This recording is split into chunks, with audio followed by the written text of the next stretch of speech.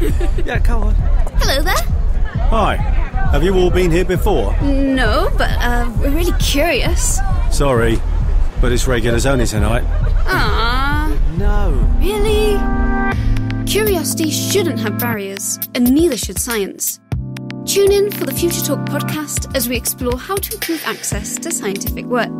Click the banner to start listening.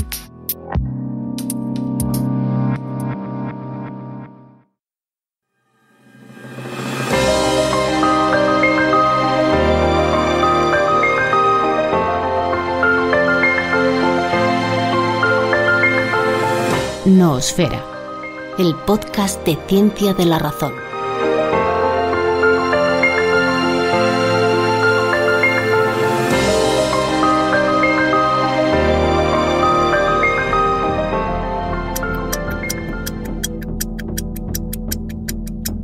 Escucha atentamente mi voz. Estás en un profundo sueño y cuando despiertes habrás olvidado todas las supercherías cuánticas que has visto en el cine, los cómics y la teletienda. 1. La consciencia y la física cuántica no tienen nada que ver. 2. No cambiamos la realidad al mirarla, por mucho que hablemos de observarla.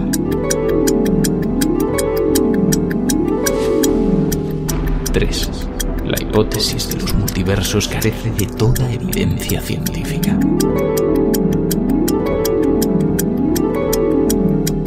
4. El gato de Schrödinger es un experimento mental, no una consecuencia real de la física cuántica. 5. El entrelazamiento cuántico no une tu espíritu con la naturaleza.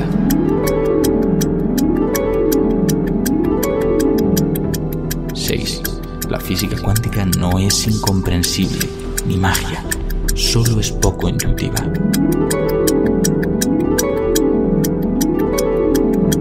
7. La espiritualidad y la física cuántica son dos cosas totalmente distintas. Cuando cuente hasta 3, olvidarás todas las malas interpretaciones de la física cuántica con las que te han bombardeado en la sociedad. Despertarás preparado para partir de cero y, por supuesto, te suscribirás a este podcast. 1, 2, 3. Despierta. Mi nombre es Ignacio Crespo, médico y divulgador, y esto es Noosfera, el podcast de ciencia de la razón.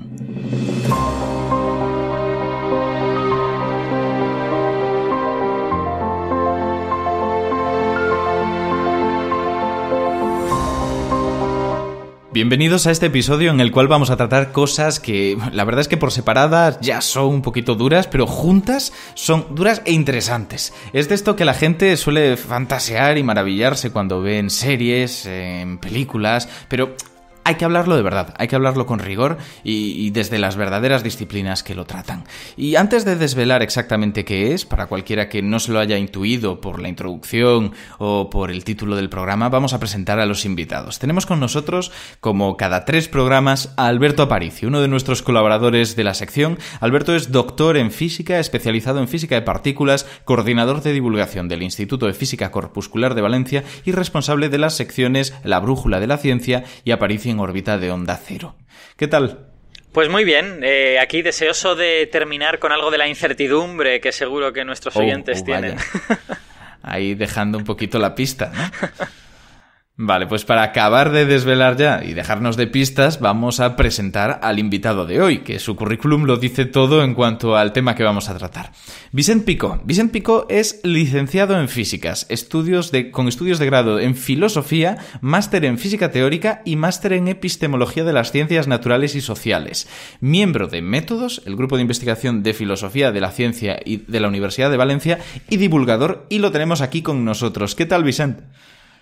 Pues muy bien, encantado de hablar de un tema yo creo que interesante. Espero que los oyentes también pues lo disfruten como creo que seguro vamos a disfrutar aquí nosotros. Encantado, la verdad. No, genial. Desde luego es un tema que la gente pide mucho a veces sin saberlo, porque la gente a veces cree que cuando habla de física está hablando solo de física. Y cuando nos metemos ya en temas de cuántica, de interpretaciones, ahí hay un gran contenido de filosofía que se suele pasar por alto. Y eso me lleva tal vez a la primera pregunta, que siempre es un poco para poner en contexto, ¿no? Tu recorrido. ¿Tú cuándo te diste cuenta, como estudiante de física que eras, que había algo más allá que la física pura para hablar de estas cosas? Pues bueno, yo la historia que me ha llevado por estos derroteros, la verdad es que empieza con una voluntad de estudiar física. A mí la ciencia me gustaba ya en el instituto, pero a mitad de carrera había asignaturas en las que, bueno, nos enseñaban a hacer cálculos, a hacer ciertas predicciones, y a disfrutar y aprender con la física, pero había preguntas a las que los profesores parecía que no querían contestar mucho, ¿no? Y a veces te decían, bueno, váyase usted a Blasco Ibáñez, vaya ahí a preguntar a la facultad de filosofía y que le cuenten, que le den las respuestas que usted busca. Y un poco en ese afán de completar la formación científica con otro tipo de preguntas y respuestas que quizás en la facultad de filosofía no se respondían, pues a mitad de carrera más o menos sí que me metí en los estudios de filosofía para completar esa otra vertiente, ¿no? Yo muchas veces me he encontrado con gente que se sorprende de que alguien complemente estudios de física con estudios de filosofía, pero para mí era la cosa más natural, el intentar ver desde una posición quizás un poco más humanista algunas reflexiones que yo creo que son inevitables y, bueno, luego lo iremos detallando. Creo que en estudios de física cuántica, las teorías más contemporáneas de la física, es inevitable llegar a un punto en el que uno se plantee preguntas que ya rozan con cuestiones puramente filosóficas. Entonces, por eso ese doble camino, esa doble vertiente, en primer lugar, creo que era algo bastante natural y no sé si luego quizás lo podemos discutir también en algún sentido necesario, ¿no? El complementar una cosa con la otra. Es más, yo creo, no sé si es porque estoy un poco en consonancia con esta visión de Vicent, pero a mí lo que me sorprende es que la gente se sorprenda. Es decir, yo creo que cuando haces física resulta muy natural hacerse una serie de preguntas que te das cuenta de que es difícil responder con experimentos, ¿no? Sino que, digamos, tu inquietud va un poco en una dirección que no es puramente epistemológica, digamos, en ese sentido, ¿no? Bueno, ya hablaremos de esto, pero yo creo que hay una serie de físicos que pensamos que tenemos un déficit de formación en filosofía en ese sentido. Esto que dices me permite enlazar con una cosa y así ya abrimos el melón y le pasamos la patata caliente a Vicent, que es que entiendo perfectamente y asumo que muchísimos físicos se hacen esas preguntas que tú dices, pero que reconozcan que esas preguntas las puede responder la filosofía, y no la filosofía espontánea que les salga a ellos en un momento, sino algo ya más teórico, más trabajado, más formal, que viene de otros, que viene de una historia. Creo que ese es el paso difícil, ¿no? El que digan, no es solo mi opinión, sino que aquí se puede hacer un trabajo riguroso, que no sea necesariamente solo físico. Sí, además yo creo que también, quizás por una cuestión de la tradición histórica, hay otros países en el mundo anglosajón creo que es un poco distinto. Parece que esa separación entre ciencia y humanidades en general es tan y tan nítida que cuando un físico parece que empieza a hacer cosas más de filosofía, incluso historia de la ciencia, como que se torna un poco impuro, ¿no? Es que, claro, este es un historiador, ya es un filósofo, ya no, lo que hace ya no es física. Y yo creo que en ese terreno, ¿qué voy a decir yo? Para mí están las cuestiones más interesantes asociadas con los problemas actuales de la física. Y por supuesto que hay un trabajo teórico detrás, luego discutiremos algunos detalles que quizás los oyentes también tienen inquietud por desvelar, y hay mucho trabajo que no es una mera especulación o una mera charla de bar de yo pienso que, yo me parece que, sino que realmente hay procesos de conceptualización, de sistemas de ideas, incluso de conectar unas teorías con otras. Una cosa importante también y que creo que es fundamental tener en cuenta es que la revisión de la historia de la actividad científica en los últimos siglos es fundamental para comprender teorías actuales. Sí. A veces, pensando en mi paso por la facultad, explican la mecánica cuántica como un todo acabado, y si uno inspecciona las décadas que llevaron a la construcción de la teoría tal y como la conocemos hoy en día, realmente en ese proceso de construcción se entienden de manera ya concreta los problemas que llevaron a esa construcción de la teoría.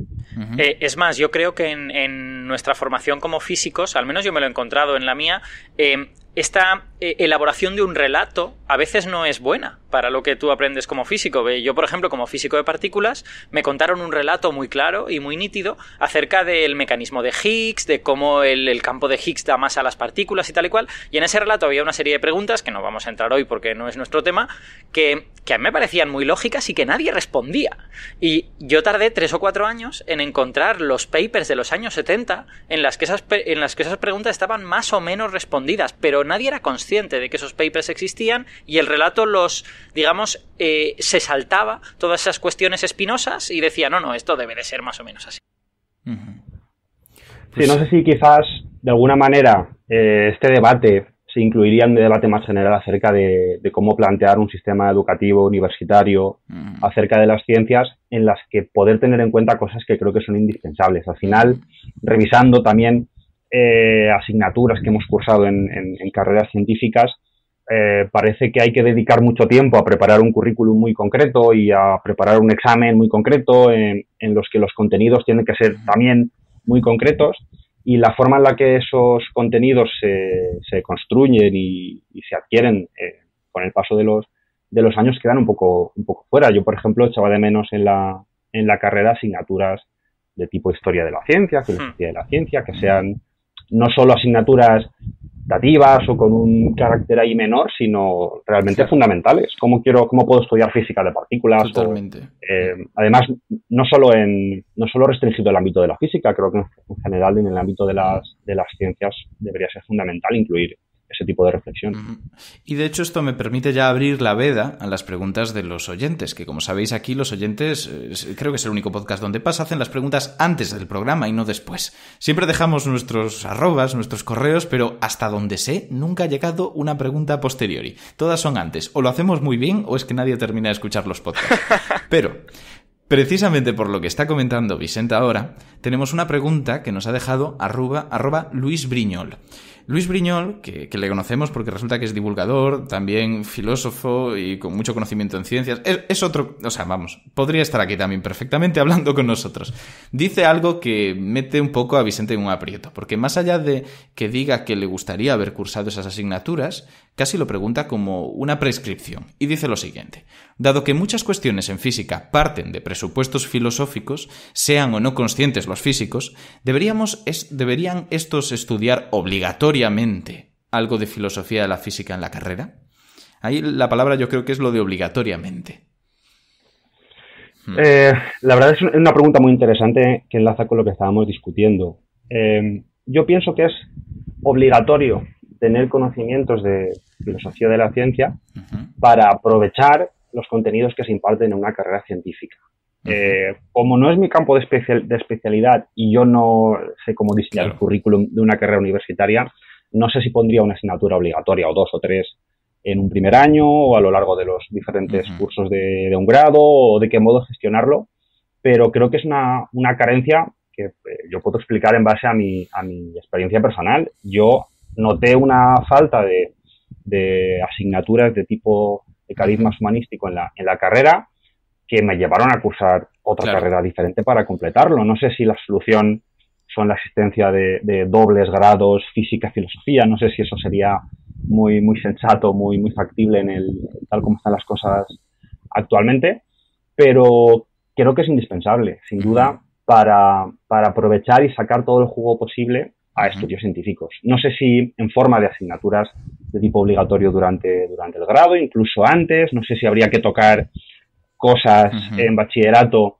para que, no sé, mi experiencia personal también era que la asignatura de filosofía en el instituto, en el antiguo BUP y CO, luego también en bachillerato creo que ha seguido un poco esa línea, no tenía tampoco mucho que ver con la física o las matemáticas o la química o la medicina, cuando realmente uno lo que se encuentra al estudiar filosofía de la ciencia, incluso al investigar y conocer otro tipo de sistemas educativos, la conexión más profunda entre disciplinas que existe cuando uno considera estudios en filosofía es la ciencia. La relación entre filosofía y ciencia yo creo que es muy estrecha y que también hay una retroalimentación que es muy provechosa para ambas. Claro. Del mismo modo podríamos plantear si en los estudios de filosofía habría que incluir de manera obligatoria asignaturas de matemáticas, física, biología.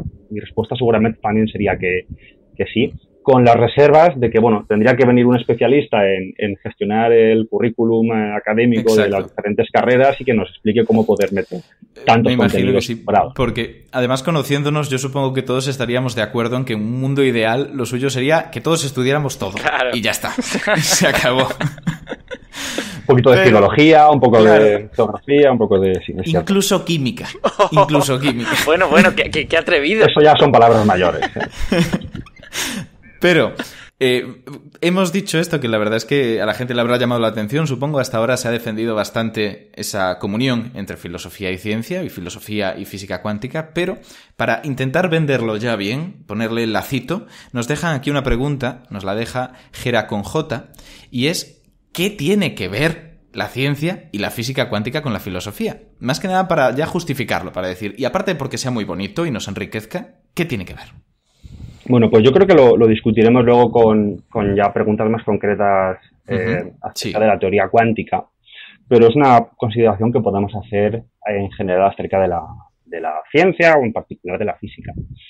Y es que si uno investiga e inspecciona la forma en la que el científico, el ser humano, construye y diseña teorías para explicar, entender, hacer predicciones acerca del mundo, como la primera pregunta que nos formulaban, existen de manera inevitable presupuestos metafísicos que quedan incluidos de manera, como digo, inevitable en la teoría. En la mayoría de ocasiones no somos conscientes y yo creo que si preguntamos a científicos, muchos de ellos tenderán a decir que no, es que esta teoría no tiene presupuestos metafísicos o filosóficos, es una teoría científica, puro formalismo matemático, ¿no? No hay nada filosófico en aquello que la teoría dice. Y revisando teorías científicas, tanto las más contemporáneas como desde el principio de la ciencia moderna, la relación es tan y tan estrecha que esos presupuestos metafísicos, filosóficos, están presentes en todas esas teorías. Además, hay una parte de la filosofía, de la ciencia, que es indispensable para la actividad científica, que son los estudios de la metodología, ¿no? Cómo hacer ciencia. Ese tipo de análisis no se pueden hacer exclusivamente desde la ciencia. Un físico haciendo física no puede explicar cómo hay que hacer física, o no es la única voz autorizada a explicarlo, sino que esa posición ajena a la actividad propia del científico permite hacer una reflexión, incluso conectarla con otras actividades humanas, entender que la ciencia tiene ciertas peculiaridades, pero es también una actividad social, que hay grupos de científicos que hacen cosas y que tienen intereses y que tienen emociones y un poco todo ese tipo de estudios en metodología, en sociología, en la forma en la que la ciencia actúa, la ciencia como un todo. Hay muchísimos ámbitos en los estudios de filosofía de la ciencia y luego, por supuesto, que quizás entraremos luego en ello, en estudio de las ciencias específicas, filosofía de la física, filosofía de la medicina, filosofía de la biología, que nos permiten entender en cada una de estas ramas qué tiene de peculiar, por qué en filosofía de la medicina y en física actuamos de forma diferente, qué papel juega,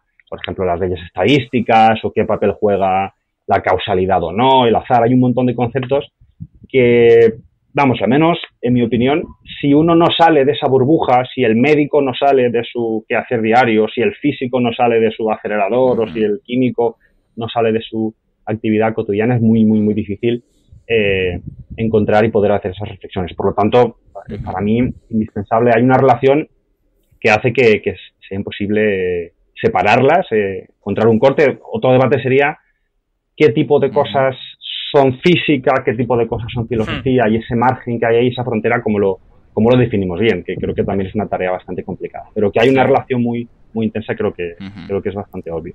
Totalmente.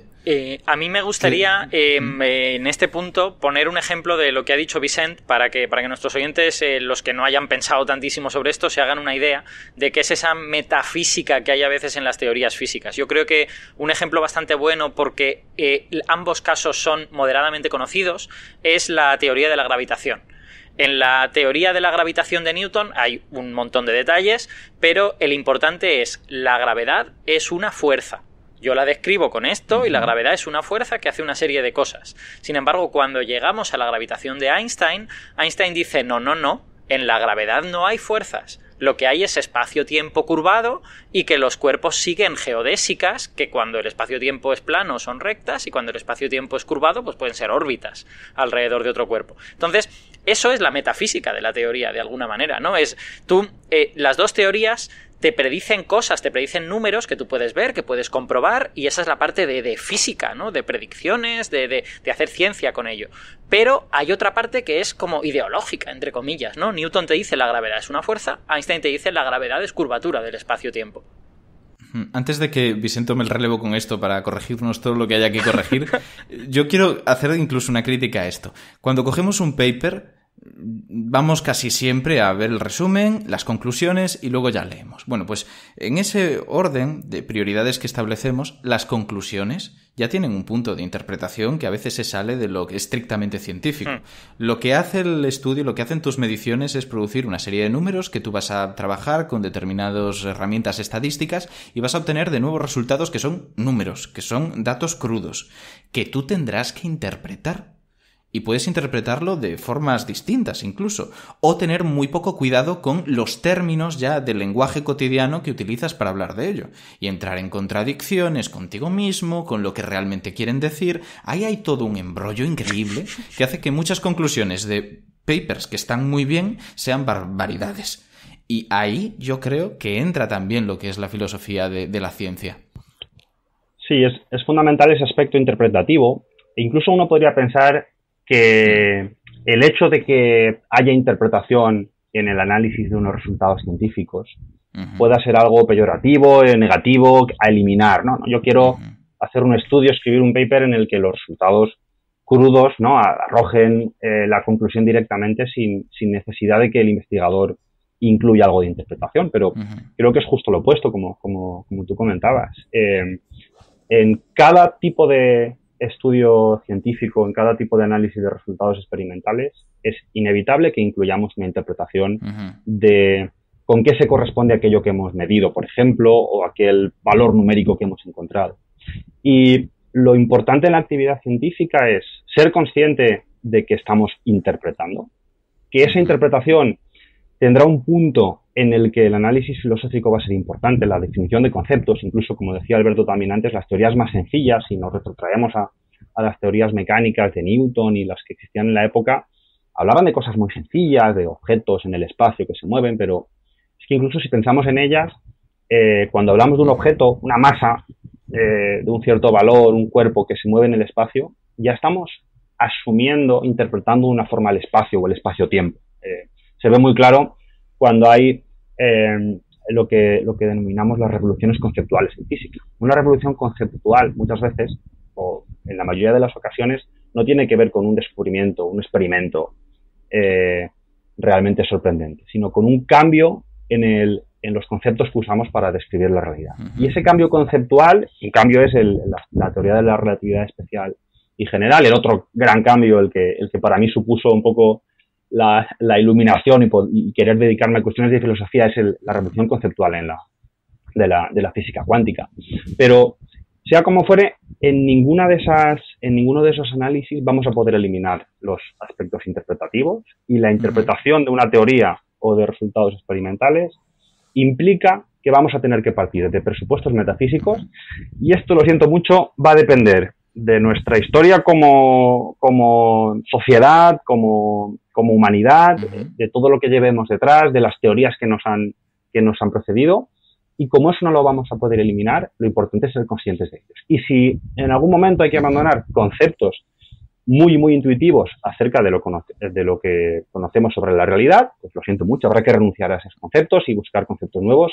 Ojo, porque luego veremos también, a veces esta idea de que, bueno, los conceptos los creamos los seres humanos para describir cómo es el mundo, podría parecer que permite cualquier tipo de descripción de la realidad y que todo vale, ¿no? Y que en realidad la ciencia no se asienta sobre pilares demasiado fuertes, digamos. Pero veremos que no es así. Realmente sí que la metafísica, aspectos filosóficos, la forma en la que utilizamos los conceptos para describir, interpretar datos y teorías puede depender un poco de la forma en la que entendemos la realidad previamente, pero si la realidad es de una cierta forma, también cuando vayamos a estudiarla se va a comportar de una cierta manera. Claro. Entonces, en ese diálogo entre la forma en la que el ser humano utiliza los conceptos y cómo es el mundo, pues ahí se desliza la filosofía de la ciencia o la filosofía de la física. Claro, prueba de que esa interpretación no es arbitraria y cualquier cosa no es posible,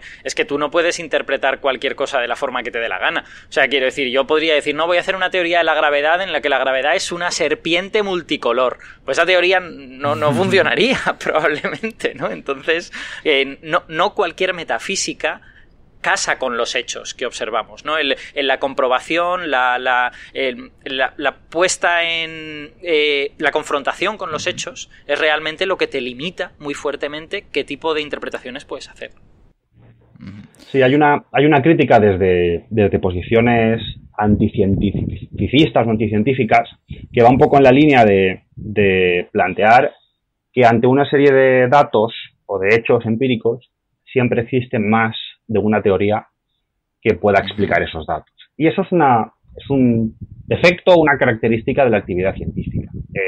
No hay una forma directa de tener un paper con datos numéricos y decir, mira, de aquí la teoría que se corresponde con estos datos es esta otra. No existe esa forma. Pero, como decía ahora Alberto, al menos sí podemos asegurar o descartar interpretaciones, teorías que no casan con los resultados experimentales o que es más difícil hacer casar. De modo que sí que restringe la experimentación, la observación, los datos experimentales que recogemos en un laboratorio permiten indicarnos qué tipo de teoría puede casar mejor y explicar de manera idónea los datos. Aunque posiblemente no podamos encontrar de manera directa o muy directa la teoría concreta que lo explica de manera definitiva.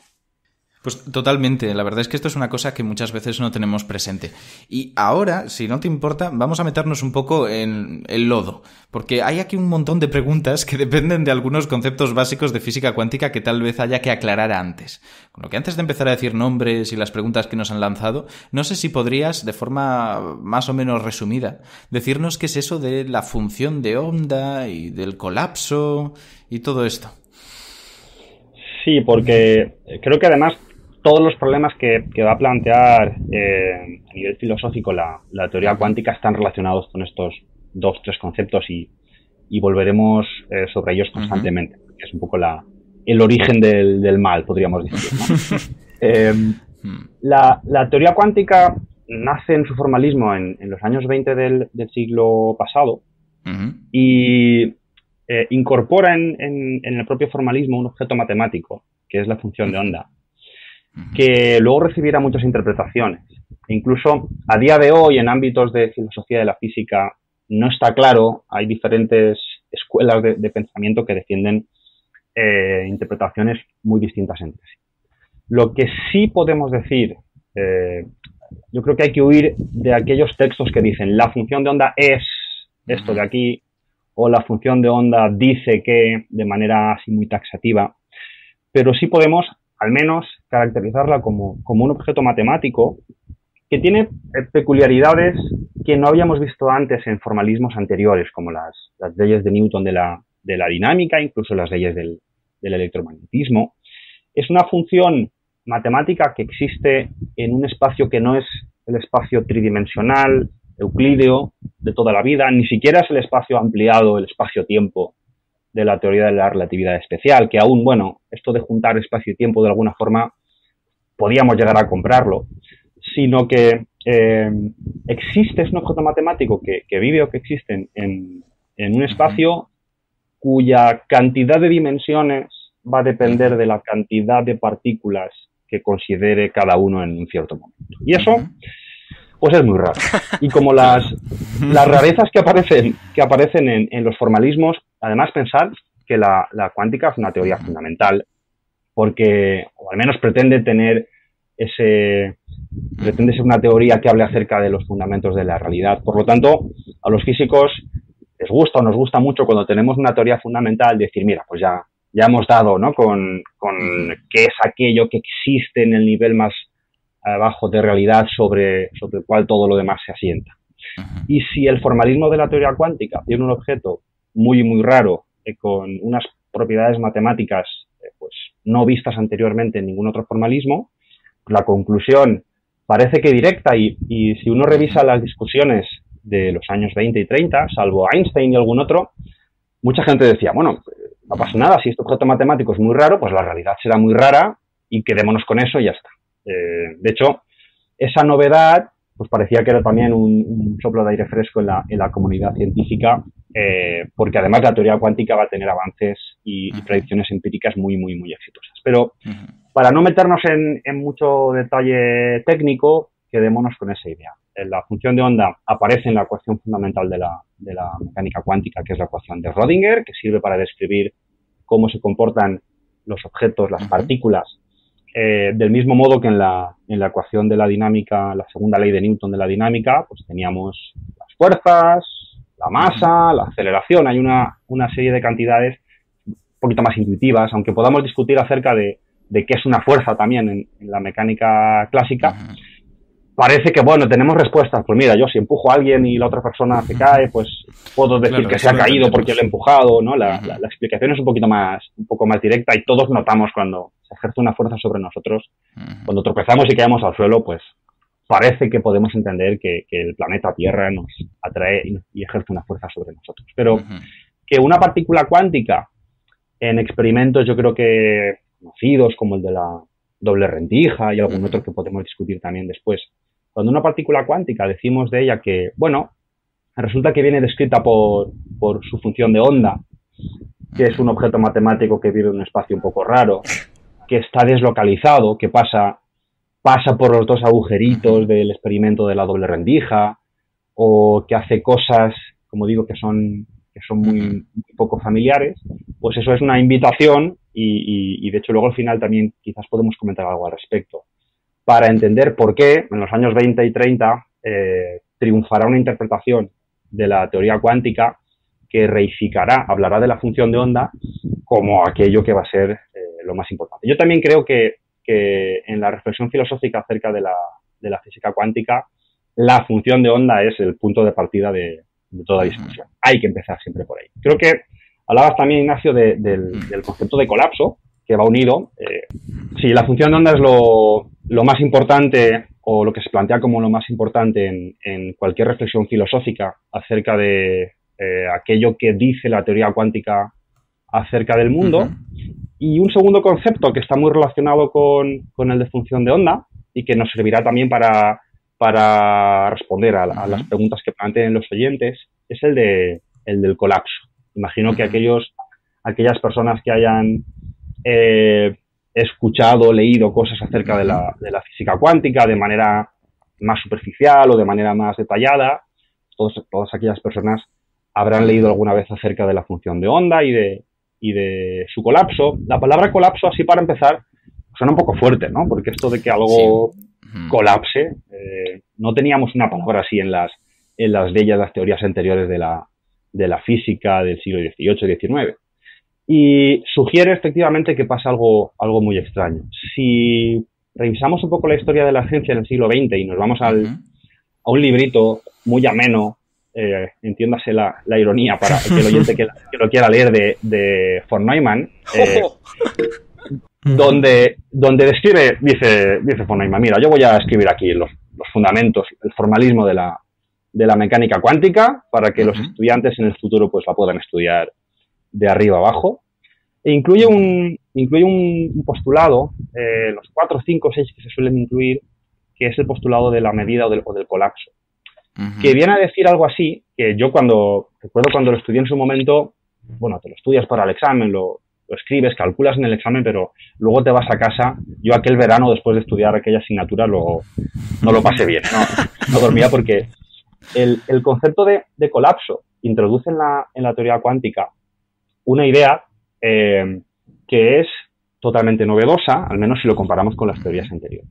Y es que viene a decir von Neumann que, bueno, las partículas cuánticas descritas por una función de onda se comportan de un cierto modo, bueno, un poco raro, pero al menos teníamos una ecuación diferencial, parecida en algunos aspectos a la ecuación de Newton de la segunda ley de la dinámica. Bueno, había ciertas semejanzas, uno si conocía un poquito de derivadas, integrales, pues podía calcular más o menos cómo evoluciona la función de onda, pero dice von Neumann, mira, hay veces que una partícula cuántica como que se cansa de comportarse de la manera que dice esta ecuación y se comporta de una manera un poco loca, un poco más rara, mediante un proceso que llamaría el colapso, ¿no? Es lo que luego relacionaremos también quizás con la idea de la medida en física cuántica. Pero bueno, si nos ceñimos al concepto de colapso, es un comportamiento, si entramos en detalle matemático, podríamos caracterizarlo de manera muy precisa, pero sin bajar sin llegar a ese nivel de detalle,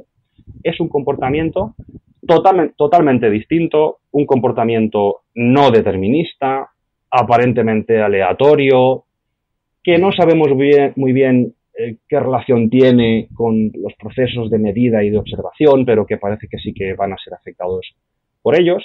Y lo más importante, y al menos personalmente, fue lo que me llevó a mí a investigar sobre este tipo de cuestiones, es que hay ocasiones en las que una particulita se comporta de acuerdo a la ecuación de Schrödinger, como digo, es como si hablásemos de que hay veces que un satélite se comporta según las leyes de Newton, y luego hay momentos durante el día en el que la partícula cuántica decide colapsar, decide comportarse de una manera que, como digo, no tiene ningún tipo de relación con la anterior. Y ese comportamiento dual, ese comportamiento tan distinto, es lo que va a dar origen luego a las conocidas paradojas, problemas conceptuales, problemas filosóficos, incluso nos va a llevar... Lo que ha hecho famoso, básicamente lo que ha hecho famosa la física cuántica de forma popular, ¿no? Sí, a mí me gustaría hacer un apunte en esto del colapso, que es que, bueno, es verdad que podríamos meternos como en sutilezas matemáticas en las que no queremos entrar, pero hay un aspecto del colapso que creo que es interesante, que es que, digamos, parte de la función de onda se pierde cuando ese colapso se produce. O sea, la función de onda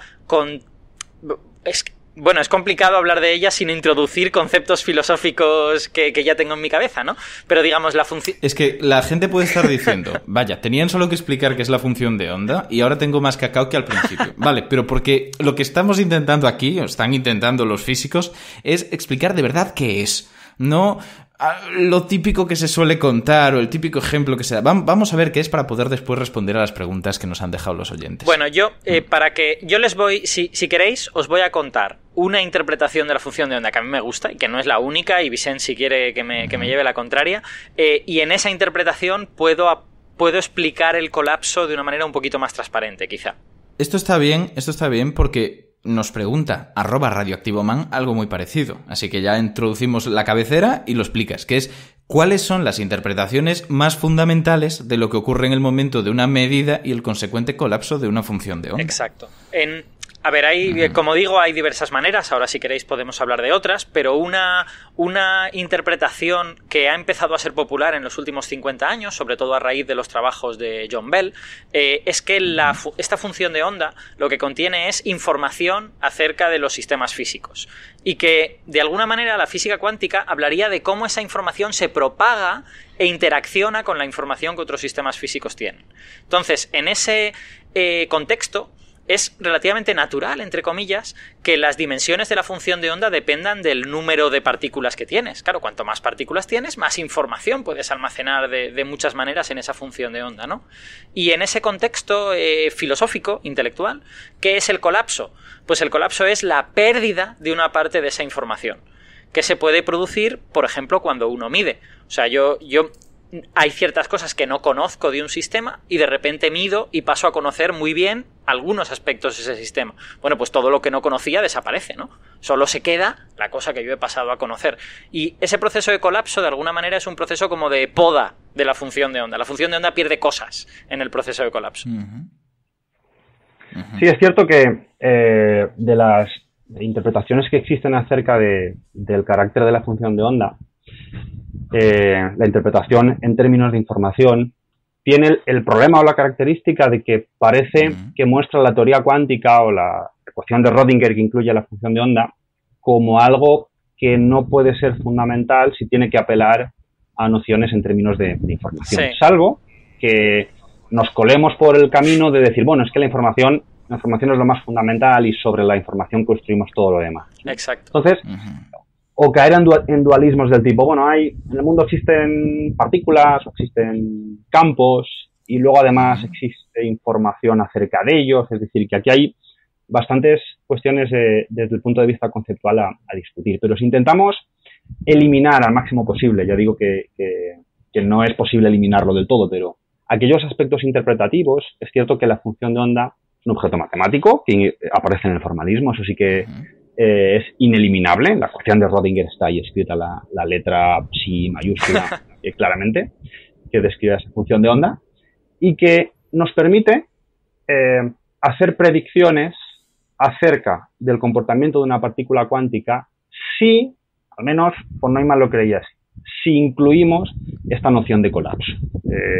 Más allá de interpretarlo no como información, si uno coge la ecuación de Rödinger y además añadimos que de vez en cuando la partícula se comporta de manera un poco extraña, de manera distinta, uno va a un laboratorio, lanza fotones contra un polarizador o lanza electrones contra una pantalla con dos agujeritos y empieza a hacer experimentos y con ese objeto matemático somos capaces de predecir que con una cierta probabilidad, imagino que también son nociones que al oyente le sonarán, pues la partícula, quizás el ejemplo del polarizador y el fotón en experimentos en óptica se pueda entender. Un polarizador, cuando incide sobre él un haz de luz, pues pongamos que deja pasar únicamente el 50% de la luz, de la intensidad. El problema que nos encontramos en términos más microscópicos, en términos cuánticos, es qué sucede si lanzo un solo fotón. Y sabemos que la luz tiene un comportamiento de vez en cuando de partícula. Cuando yo lanzo ese fotón, ese único fotón individual contra un polarizador, ¿qué es lo que le va a suceder? Bueno, pues lo que la función de onda va a incluir en esa descripción es que en el 50% de los casos que yo lance el fotón va a atravesar el polarizador y va a llegar al otro lado y impactará contra una pantalla que lo detectará, mientras que en el otro 50% de los casos pues el fotón se absorbe por parte del polarizador y no llega a la pantalla. Cuando hablamos de un haz de luz o incluso un chorro de partículas, parece que la cosa no es demasiado problemática. Pero cuando lanzamos una única partícula contra ese polarizador, que la función de onda nos diga que en el 50% de los casos ocurre una cosa y en el otro 50% ocurre otra, no sé, genera un poquito, no sé qué pensaréis vosotros, pero algo de desasosiego, porque realmente es una única partícula. Sí. Y son todas iguales, son todas iguales, ¿no? Que terminen haciendo cosas diferentes es un poquito perturbador. Sí, incluso si yo lanzo muchas partículas y son todas iguales y hacen cosas diferentes, aún uno podría pensar, bueno, parecen diferentes pero no lo son, porque hay un aspecto que no hemos visto.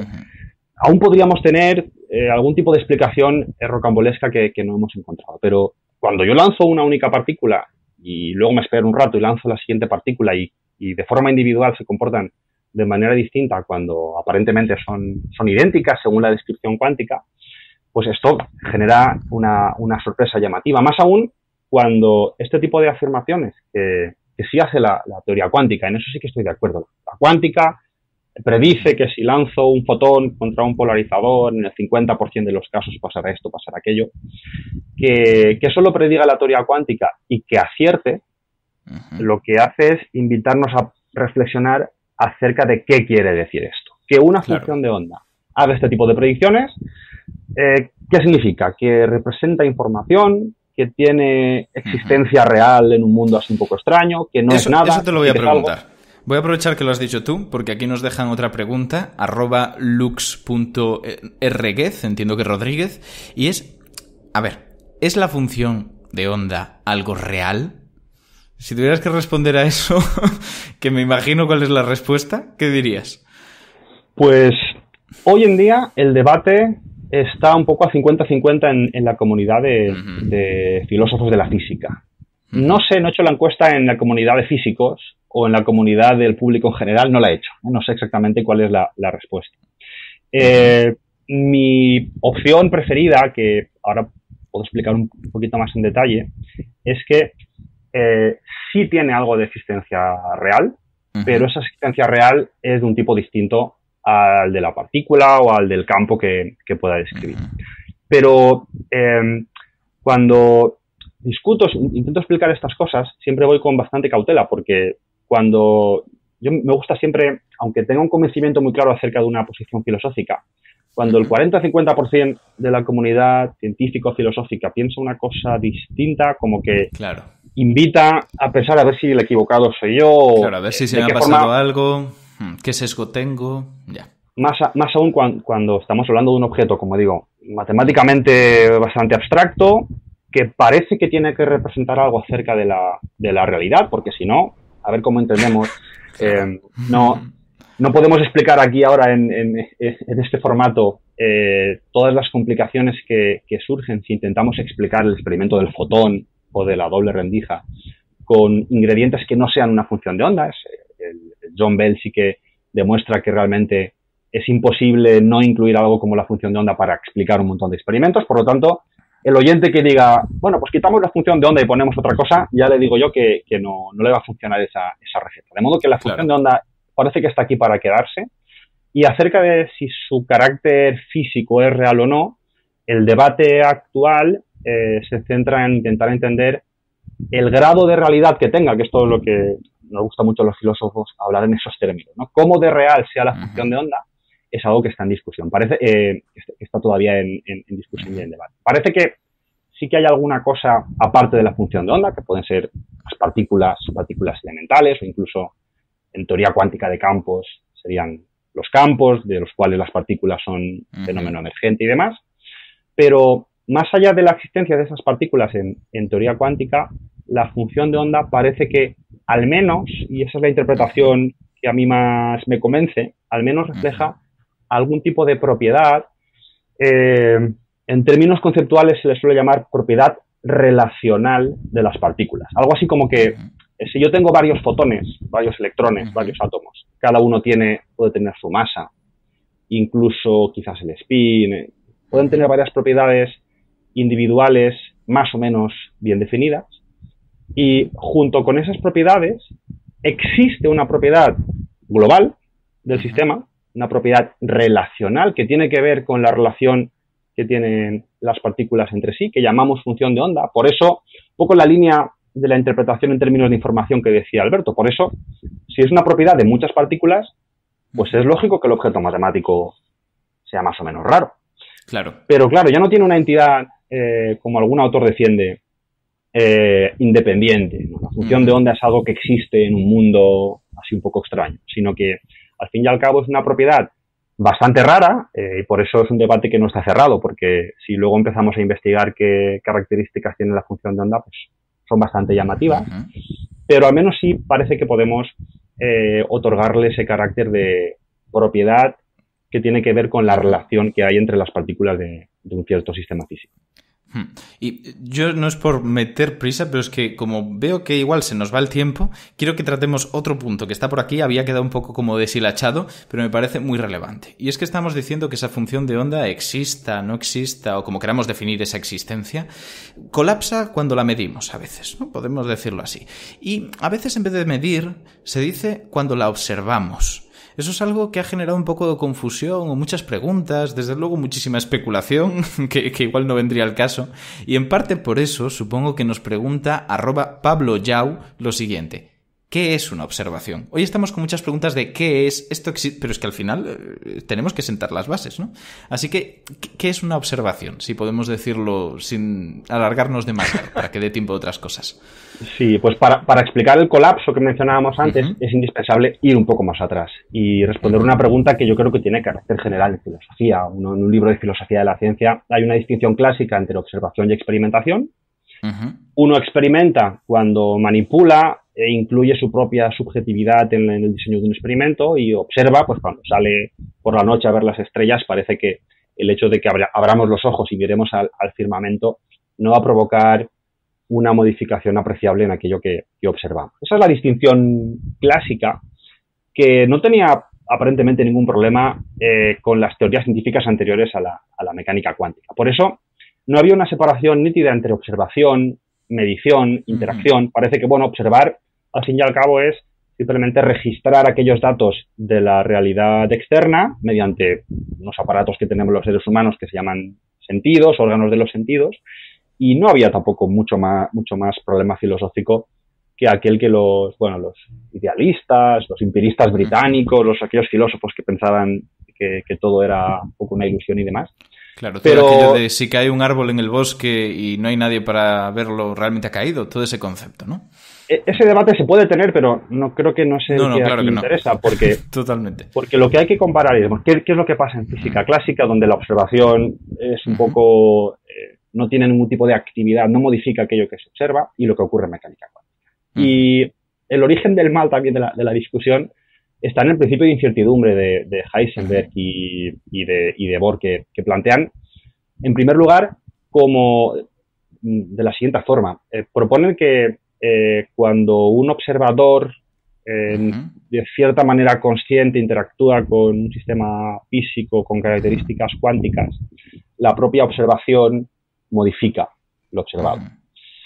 Esa formulación, invita a pensar, y de los años 20 y 30 hasta nuestros días, pues podemos encontrar textos muy poco informados acerca de lo que quería decir ese principio de incertidumbre, en los que le dan un papel importantísimo a la propia conciencia del observador, ¿no? Que la observación en ciencia, física cuántica, tenga que consistir en algún tipo de ser consciente que abra la puerta de un laboratorio y que haga un experimento y que mire en una cajita y vea si hay cosas o no hay cosas, o de qué tipo. Claro.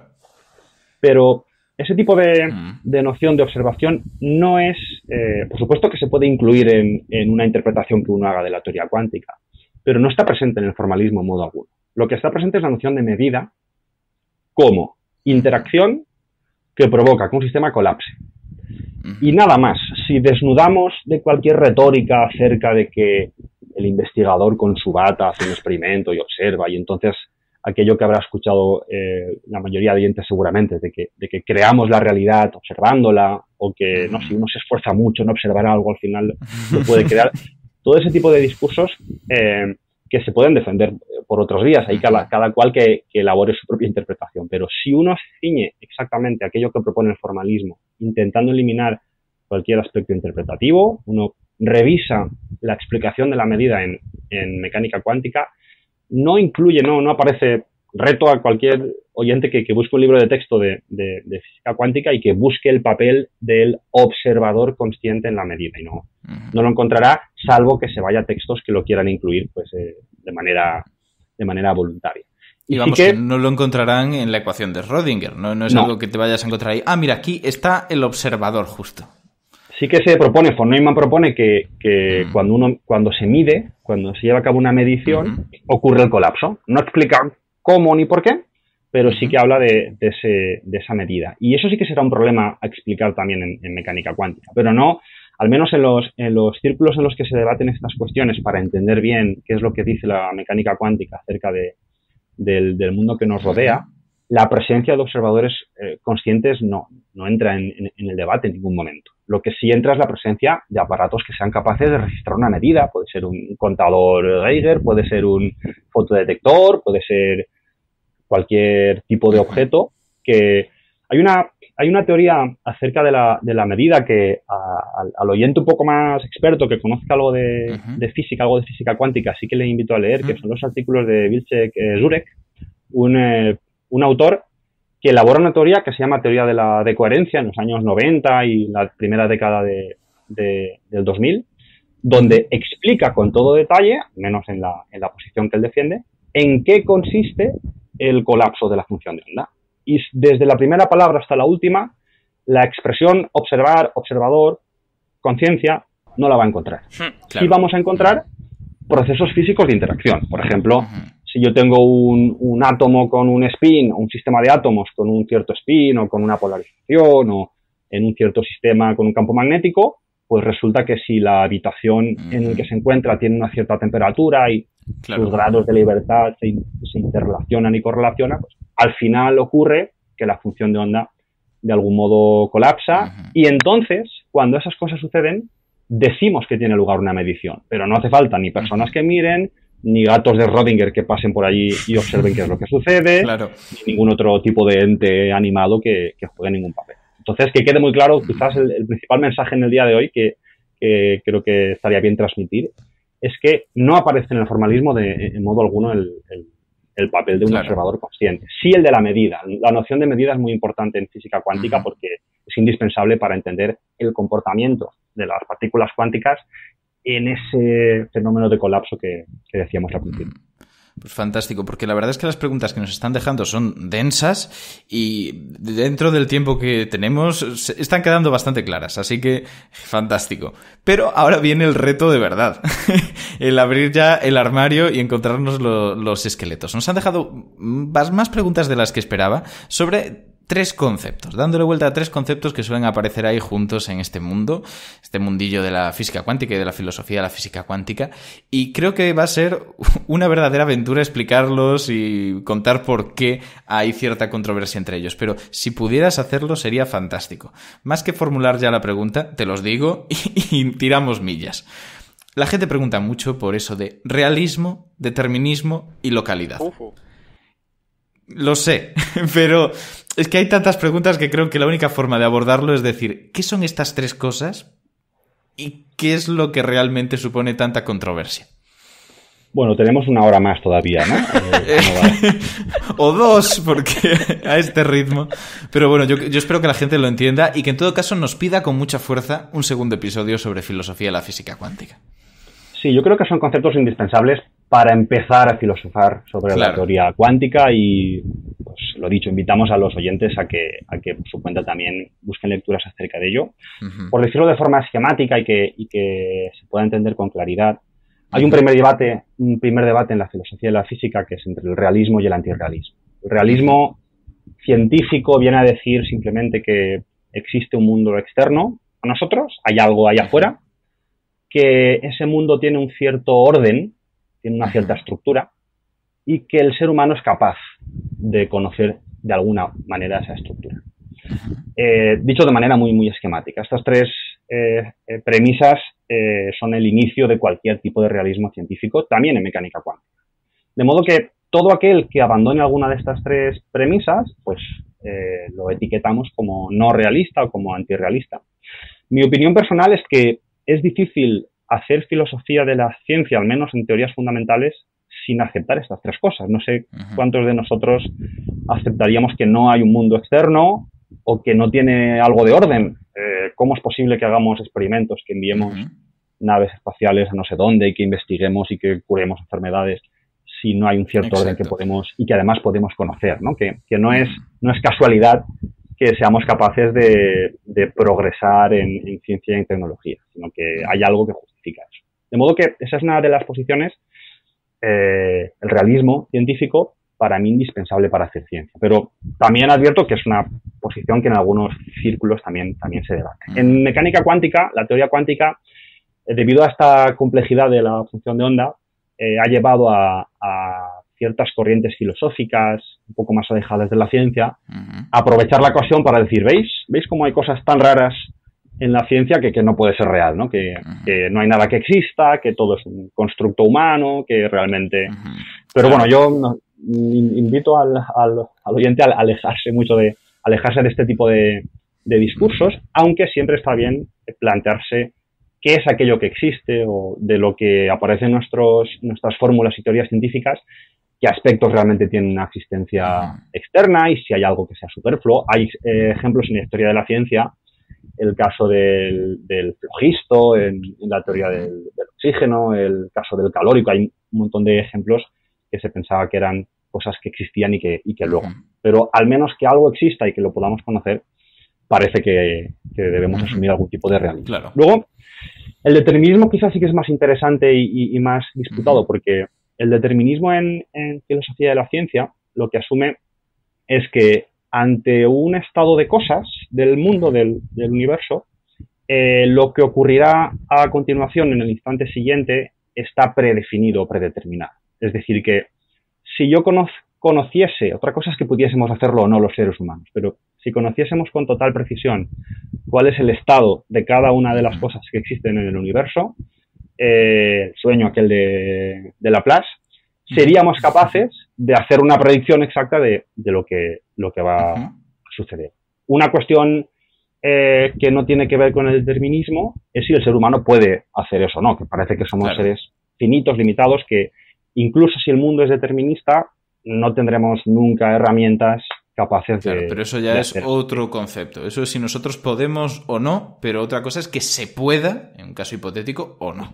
La cuestión más profunda tiene que ver con si realmente el mundo es determinista o no. Y la teoría cuántica abre este debate precisamente porque en el proceso de colapso algunas interpretaciones, ojo también con esto, no todas, algunas interpretaciones incluyen procesos aleatorios, incluyen una noción de probabilidad fundamental para entender los procesos cuánticos, y eso invita a pensar que el mundo sea indeterminista. Pero vuelvo a avisar, no todas las interpretaciones de la teoría cuántica asumen que el mundo es indeterminista, por lo tanto, esperemos que se acabe aquello de que la teoría cuántica dice que el mundo es indeterminista. Gracias, porque necesitaba escuchar eso.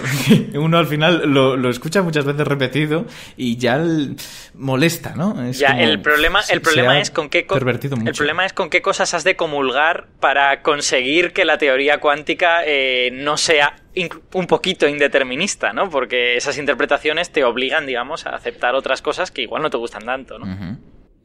Sí, yo diría quizás que la teoría cuántica abre el debate, invita a reflexionar sobre si el mundo es determinista o no. Y eso para mí sí que queda fuera de toda disputa. Por supuesto que el formalismo cuántico es tan extraño que parece que es posible incluir la noción de probabilidad y la aleatoriedad pura dentro de la interpretación del mundo que nos rodea. Pero al menos, como digo, el debate queda abierto hoy en día. Y luego la tercera noción que comentabas creo que era el concepto de localidad, yo creo que el debate acerca de la localidad está más resuelto que el anterior, que el del determinismo. Porque la localidad era un sueño que tenía Einstein acerca de cómo es el mundo, que viene a defender que lo que suceda en un lugar concreto del espacio, en un instante concreto, solo puede depender o se ve afectado por aquello que está inmediatamente a su lado o en contacto con ello. Es decir, que no existen interacciones a distancia, interacciones que no sean de contacto, de modo que si alguna cosa que exista en el universo, una partícula, de repente nota una interacción con otra, es porque ha habido un mediador, puede ser un campo, puede ser otra partícula, que conecte a ambas cosas. Una señal, que hablaríamos en relatividad especial, que era un poco la idea que perseguía Einstein. Y eso sí parece, con el teorema de Bell, por ejemplo, parece que demuestra que las predicciones que hace la teoría cuántica no serían explicables si no incluimos en nuestra interpretación del mundo efectos no locales. Y efectos no locales significa que lo que ocurra aquí y ahora, en ocasiones, depende de cosas que no están aquí y ahora. ¿Y quién es el responsable de que este tipo de fenómenos ocurran? Pues volvemos un poco al principio de la charla, es la función de onda. Sea lo que sea, o la interpretemos como la interpretemos, es precisamente la función de onda la que justifica que cosas que ocurren aquí y ahora puede que dependan de cosas que no están ni aquí ni ahora. Esto no tiene por qué entrar en contradicción con las ideas de la relatividad especial, con el envío de señales más rápido que la luz. Se ha estudiado esto bastante bastante en detalle y bueno, podríamos entrar en cuestiones técnicas, yo creo que muy interesantes, pero como reflexión así más o menos esquemática de estos tres conceptos, parece que la teoría cuántica, eso sí que cualquier oyente lo puedo defender donde quiera, tiene que tener algún elemento de no localidad. Hay algo que parece que tiene que ver con la función de onda, que provoca fenómenos que nos resultan más o menos extraños, aquello del fotón o del experimento de la doble rendija o los ejemplos que propone Bell. El debate de determinismo y determinismo, pues cada cual puede intentar lo que decía Alberto, ¿no? ¿Con qué queremos comulgar? Si queremos comulgar con un mundo determinista, pero con algún tipo de cosas un poco extraña, o con un mundo indeterminista un poco más razonable, pero asumiendo que la aleatoriedad está en el fundamento de todo. Y aquí sí que yo creo que el tema de primer concepto que discutíamos, el realismo, creo que es inevitable. No sé si algún oyente cree que puede hacer filosofía de la ciencia desde el antirrealismo, pues bueno, que nos envíe su propuesta y la podemos discutir en algún otro momento también. Sí, fijaos cómo estas cosas se relacionan un poco, ¿no? Porque tú has dicho que necesariamente vamos a tener fenómenos no locales, pero esos fenómenos no locales no van a violar la relatividad de Einstein. No vas a poder enviar información más rápido que la luz. Eso, en cierta manera, en algún aspecto, tiene un poco relación con qué parte de la función de onda es real y qué parte no. Porque efectivamente tú puedes estar modificando más rápido que la luz partes de la función de onda, pero si esas partes resulta que no forman parte de la realidad, si no son reales, si son una de estas partes que hay que revisar, pues entonces no es tan grave, ¿no? Porque no vas a tener efectos físicos que estén relacionados con ese cambio más rápido que la luz. Pues sí. Una cosa, porque tenemos que ir terminando, es que quiero recordarle a todas las personas que están al otro lado del podcast con sus auriculares que este es un tema realmente difícil y que hay que definir muchos conceptos y que hay que desarrollarlo mucho.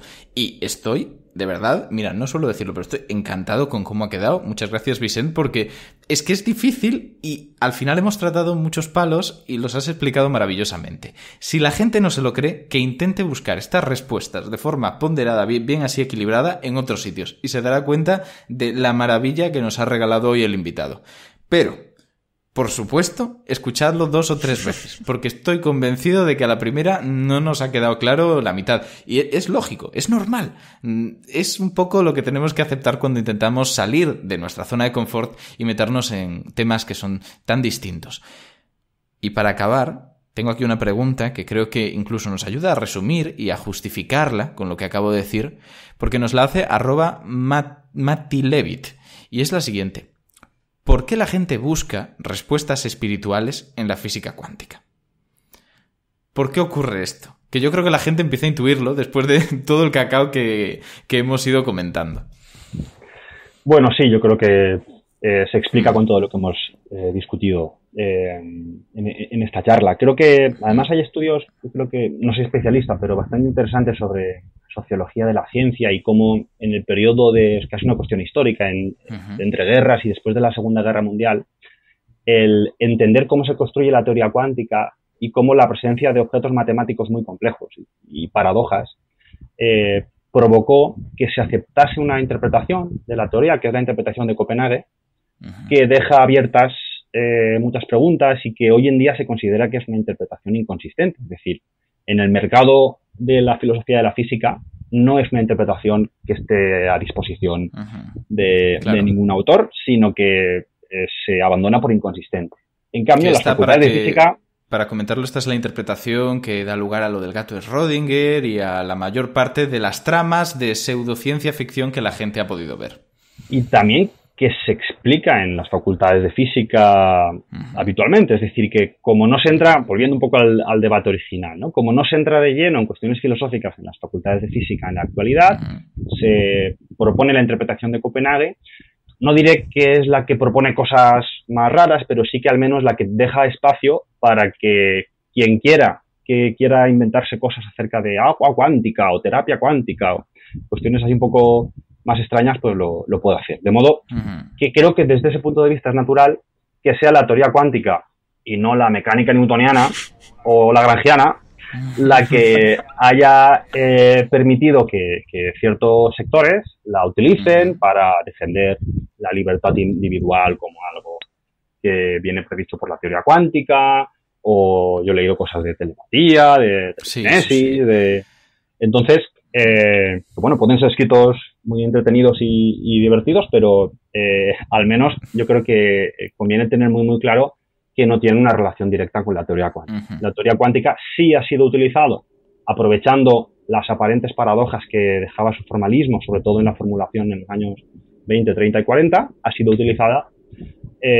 como herramienta para construir discursos de tipo pseudocientífico que nada tienen que ver con la teoría cuántica. Claro. Hay que aprender a distinguir un discurso y el otro. Pues la verdad es que creo que es un remate bastante redondo porque cerramos con esa justificación, el decir, tranquilos, no sois los únicos que os ha parecido esto casi espiritual, pero no lo es. Al final estamos hablando de ciencia y de filosofía y de rigor y de coherencias o incoherencias que nos pueden ayudar a decir que no todo vale, que no toda explicación es correcta. Pero, como sé que, y lo voy a decir más justificado que en ningún otro episodio, os habéis quedado con preguntas en el tintero, porque es que lo sé, hay muchísimas que tenemos aquí escritas que no ha dado tiempo a tratar. Os recuerdo que podéis hacérnoslas, y sobre todo a Vicent, a través de las redes sociales. Vicent es @115, con S las dos. Y Alberto es @cienciabrújula. Si tenéis preguntas para ellos, que son los físicos, fantástico. Si queréis preguntarme a mí si he sobrevivido a esto bien y me ha gustado, que os diré que sí, mi arroba es @sdstendhal, con H intercalada entre la D y la A. Y tras esto, y sin alargarnos demasiado porque ya nos van a llamar la atención otra vez por la longitud del episodio, Vicent, tenemos 3 preguntillas. Hacemos siempre 3 preguntas al final para normalizar un poco la figura del investigador, del científico, y son sobre gustos. La primera son al final clichés. La primera es que si pudieras recomendar un libro, ¿qué libro recomendarías? Y no tiene por qué ser sobre ciencia. Pues, bueno, tengo 2 ejemplos que puedo decir muy rápido que me marcaron con 17 y 18 años. Uno de él es de Tolkien, el Silmarillion. Me gustó mucho El Señor de los Anillos y El Hobbit, pero con el Silmarillion disfruté muchísimo. Una genealogía de la historia de la primera y segunda edad de la Tierra Media. Como literatura fantástica no he leído nada igual después y creo que es conveniente volver a los clásicos de vez en cuando. Es que es ahí donde construye realmente todo su mundo y ves esa maravilla, esa cosmogonía que crea con los Ainur y está muy bien, sí. Creo que lo leí, no sé si 5, 6, 7 veces. Hace ya unos años que no lo leo, mira, ahora voy a aprovechar para releer. A mi corazoncito le ha encantado que pongas bien el plural en cueña y que digas Ainur. Es fantástico eso. Importante las cuestiones filológicas, importantes. Totalmente. Y luego otro libro que, permitidme que lo diga porque me siento orgulloso de haberlo acabado, es el Ulises de James Joyce. No sé si invitaría a la gente a leerlo o no, pero al menos que lo intente, porque yo recuerdo dedicar a lo mejor 15 minutos, 10 minutos, algunas páginas para deglutir todo el contenido. Creo que... Tú que has estudiado filosofía, tengo una pregunta que hacerte entonces. ¿Dirías que el tiempo de lectura de una página del Ulises es más o menos que una página de Hegel? Pues mira, Hegel he intentado huir de él bastante. O sea que no... Por eso te lo pregunto, porque tampoco es que luego... Pueden estar por ahí los dos. Pero vale. Bueno, como lectura, no antes de dormir, eso sí, que una lectura sosegada y tranquila también puede ser interesante. Yo tengo que decir que a mí el Ulises me ha vencido en 4 ocasiones, pero lo voy a seguir intentando y aún así creo que es un libro muy difícil para el lector, pero muy valioso, lleno de grandiosas ideas. Y vale la pena intentarlo y fracasar. De Hegel. Sí, Hegel no lo he leído, pero la gente habla mal de él. Perfecto. Y libros está claro, de hecho has dado 2. ¿Película? ¿Qué película recomendarías? Pues también una película que me marcó mientras estudiaba filosofía, que una obra clásica que es 12 hombres sin piedad, de Sidney Lumet. Qué buena. Que además es un muy buen ejemplo de la teoría de la argumentación, de cómo argumentar puede servir en ciencia, puede servir en política, puede servir en el discurso cotidiano, y una peliculita que sí que recomiendo mucho al oyente que no la haya visto. No es muy larga y además, no desvelo nada de la trama, pero es muy, muy interesante.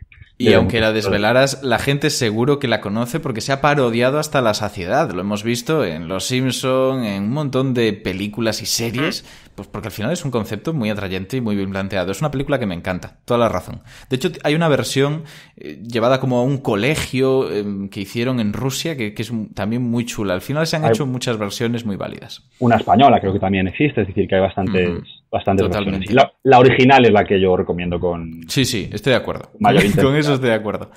Y la última pregunta es, como siempre digo, la más difícil de formular porque no es un libro o una película, es algo, ¿no? Una afición, algo que le recomiendes a la gente y digas, tenéis que probarlo alguna vez en vuestra vida. ¿Qué recomendarías? Bueno, pues yo aprovechando estos meses de primero confinamiento y luego nueva normalidad, aproveché el confinamiento para cocinar mucho, pero para engordar también bastantes kilos, de modo que luego he tenido una fase de cocinar comida y platos cetogénicos, abandonando los hidratos de carbono, y también ha sido una experiencia bastante... De un aprendizaje bastante interesante en cuanto a hábitos gastronómicos y nutricionales, y bueno, cocinar me ha servido como punto de relajación, tanto durante el confinamiento como durante estos meses de verano, o sea que una actividad que pues también recomiendo. Es curioso porque justo en el episodio anterior decíamos, nadie ha dicho lo de cocinar. Y lo dijo la invitada del episodio 14, Carolina Moreno. Y ahora de golpe 2 episodios consecutivos donde lo que se recomienda es cocinar. Pues yo estoy de acuerdo, no podría estarlo más. Cocinar es muy bueno. Esto demuestra que esto es un... Y comer luego, ¿eh? Hombre, es que cocino para esto eso. Demuestra que esto es un proceso aleatorio de verdad. Los humanos, cuando intentamos parodiar procesos aleatorios, nunca ponemos 2 cosas seguidas, ¿no? Y en los procesos aleatorios esto ocurre, ¿no? Pero no podemos entrar a hablar de aleatoriedad y lo que significa y lo que implica, Alberto. No nos hagas Perdón. esto. Tenemos que cortarlo ya, con mucho dolor de nuestro corazón. Así que tengo que despediros. Sobre todo para que no sigas hablando de aleatoriedad, Alberto. Bueno, me ha parecido estupenda esta introducción a una introducción a la filosofía de la cuántica. Te ha faltado una introducción más. Sí, puede ser. Para que se haya completo. No, muchísimas gracias por estar con nosotros, Alberto. Nada, un placer. Y muchísimas gracias por venir, Vicent, que de verdad, lo repito, no tengo problema. O sea, me ha quedado mucho más claro que en el resto de contenidos que he podido consumir de este aspecto. Aunque le parezca mentira al oyente inexperto que nunca se haya adentrado en estos mundos y le haya sorprendido. No, es que son así de base. Hay que asumirlo y hay que intentarlo poner en su lugar. No sé si tú estás conforme, si te lo has pasado bien o te hemos torturado mucho con esas prisas. No, yo lo he pasado genial. Espero que me invitéis para la segunda parte de esta charla. Habrá. Próximamente. Y nada, disculpar por alguna palabra a lo mejor que haya podido soltar al oyente que no le haya agradado demasiado, pero como tú dices, Ignacio, creo que son temas que si uno se centra en ciertos conceptos, a partir de ahí se puede tirar del hilo y ciertas confusiones que conviene evitar. Aquella gente que no tenga mucha idea acerca de la teoría cuántica y al menos tenga unas directrices para evitar lo perjudicial y acercarse a algo un poquito más formativo. Totalmente. Y aunque no os hayan sonado todas las palabras que ha dicho, como acaba de comentar Vicent, os aseguro que ninguna ha sido un insulto. O sea, en ningún momento ha faltado el respeto. Eran todo palabras correctas y con su significado y además muy bien definidas, que es una de las claves de la filosofía de la ciencia y de la filosofía en general. Casi todas las palabras existen, o sea que... Perfecto. Alguna que hemos asumido y te habré dicho yo, sí, totalmente de acuerdo, pues igual te la habías inventado y he caído en la trampa. Pero con eso yo creo que ya tenemos que ir cerrando, así que muchas gracias a los dos por venir y pasamos a esa pequeña reflexión que es más que nada por no acabar en frío, ¿no? Por no acabar y decir, venga, hasta aquí, siguiente episodio y hasta luego. Pues no. Y en este caso me lo ponen realmente difícil, porque ¿cómo resumo yo y recupero todos esos conceptos? Yo lo único que voy a hacer es casi un discurso motivacional para acabar. Y deciros que habéis sido conscientes de hasta qué punto a veces minusvaloramos y desoímos lo que otras disciplinas tienen que decir. La filosofía se ha quedado casi relegada y es frecuente escuchar eso de que ¿para qué vale? ¿Por qué tenemos que estudiarlas? ¿Qué nos va a aportar? Pues fíjate que solo hemos hablado de las implicaciones que tiene sobre la ciencia y en concreto la física. Pero esto mismo que hemos visto, ese mundo desconocido y tan importante que nos lo abre en muchas otras disciplinas. Sin filosofía, la ética también se complica. Las decisiones políticas, muchísimas cosas de nuestro día a día que asumimos tienen que ver en su raíz, en su base, con esa disciplina, con cómo enseña a pensar, con cómo enseña a evitar contradicciones, a sacar una interpretación. Y asumiendo eso, es como realmente podremos entender y compartir lo que sabemos. Con lo que todo el mundo estudiar filosofía y nos vemos en el próximo episodio.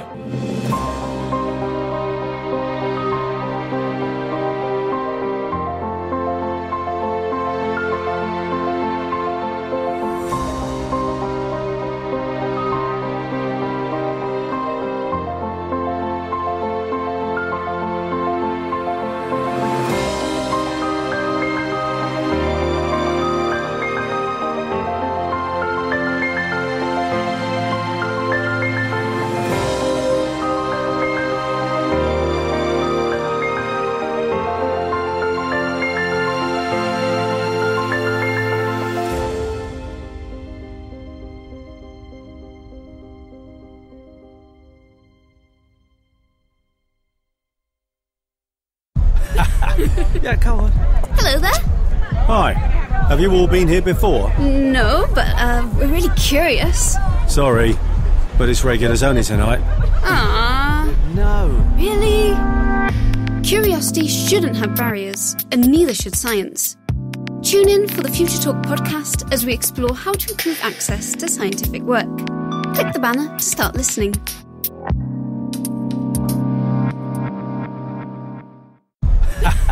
Yeah, come on. Hello there. Hi. Have you all been here before? No, but we're really curious. Sorry, but it's regulars only tonight. Ah. No. Really? Curiosity shouldn't have barriers, and neither should science. Tune in for the Future Talk podcast as we explore how to improve access to scientific work. Click the banner to start listening.